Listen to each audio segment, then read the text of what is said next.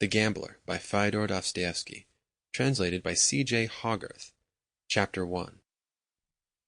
At length I returned from 2 weeks' leave of absence to find that my patrons had arrived 3 days ago in Roulettenberg. I received from them a welcome quite different to that which I had expected. The general eyed me coldly, greeted me in rather haughty fashion, and dismissed me to pay my respects to his sister. It was clear that from somewhere money had been acquired. I thought I could even detect a certain shamefacedness in the general's glance.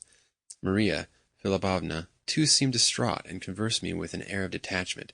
Nevertheless, she took the money which I had handed her, counted it, and listened to what I had to tell. To luncheon there were expected that day a Monsieur Mazetsov, a French lady, and an Englishman, for whenever money was in hand. A banquet in Muscovite style was always given. Polina Alexandrovna, on seeing me, inquired why I had been so long away. Then, without waiting for an answer, she departed. Evidently this was not a mere accident, and I felt that I must throw some light upon matters. It was high time that I did so. I was assigned a small room on the 4th floor of the hotel, for you must know that I belonged to the general's suite. So far as I could see, the party had already gained some notoriety in the place, which had come to look upon the general as a Russian nobleman of great wealth.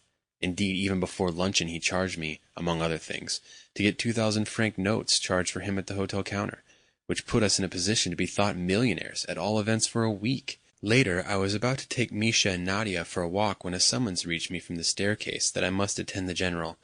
He began by deigning to inquire of me where I was going to take the children, and as he did so, I could see that he failed to look me in the eyes. He wanted to do so, but each time was met by me with such a fixed, disrespectful stare that he desisted in confusion. In pompous language, however, which jumbled one sentence into another, and at length grew disconnected, he gave me to understand that I was to lead the children altogether away from the casino, and out into the park. Finally his anger exploded, and he added sharply, "I suppose you would like to take them to the casino to play roulette? Well, excuse my speaking so plainly, but I know how addicted you are to gambling. Though I am not your mentor, nor wish to be, at least I have the right to require that you shall not actually compromise me." "I have no money for gambling," I quietly replied. "But you soon will be in receipt of some," retorted the general, reddening a little as he dived into his writing desk and applied himself to a memorandum book.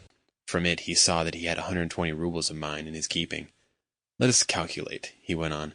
"We must translate these roubles into thalers. Here, take 100 thalers as a round sum. The rest will be safe in my hands." In silence I took the money. "You must not be offended at what I say," he continued. "You are too touchy about these things. What I have said merely as a warning. To do so is no more than my right."